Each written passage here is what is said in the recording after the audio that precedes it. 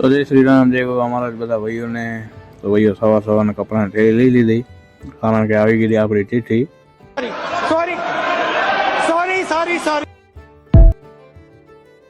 આપણી ગાડીની ચિઠ્ઠી ભાઈ, સોરી.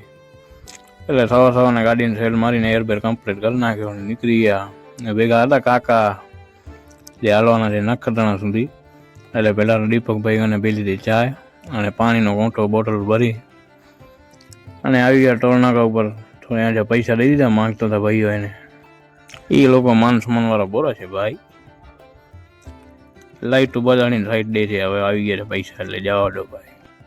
પછી પહોંચ્યા હતા ભાઈ માતાના મળ. અને બપોરનો ટાઈમ હતો એટલે આપણે માતાજીને નમસ્કાર કરીને નીકળી ગયા અહીંયાથી જ ભાઈ.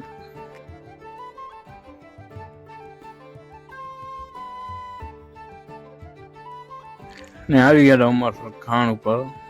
આપણી ચિઠ્ઠી આજે ઉમરસર ખાંડની નીકળી છે એટલે આપણે નસીબવાળા કહેવાય ભાઈ. કારણ કે ઉમરસરનું પોઝિશન ડાયરેક્ટ હતો ભાઈ આજે. એટલે ધબ લઈ લીધી ખાણમાં હો ભાઈ. અને ખાણમાં એન્ટ્રી ધબ બધી કરી નાખી, કારણ કે ગાડીઓ બહુ ઓછી હતી અંદર. એટલે પછી આસ્તે આસ્તે ખાડામાંથી ગાડી હરે કાઢી ને આવી ગયા છેલ્લા ડીપર ઉપર. ત્યાં એન્ટ્રી ધબોધબ કરાવીને આવી ગયા ધબોધબ પોઈન્ટ ઉપર.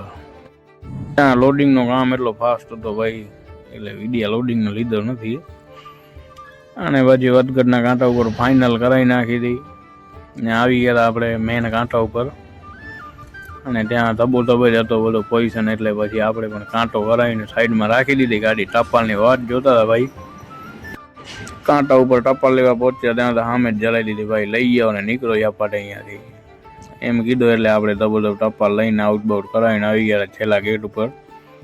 ત્યાંથી તો હું પણ સિક્યુરિટી વાળા ભાઈઓ કે ધબોધબ નીકળો તમે ભાઈ.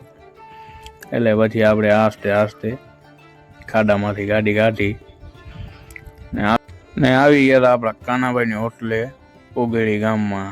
ને આપણે મંગલ કાકા ભેગા થઈ ગયા એટલે થોડી વાર કાકા સાથે વાતું કરી ને મસ્ત મજાની કાનાભાઈની ચાય પી અને નીકળી ગયા પછી આપણી ગાડી સાથે આગળના સફર માટે. તો મળશું નવા વ્લોગમાં. ત્યાં સુધી બધા ભાઈઓને જય ગોગા મહારાજ.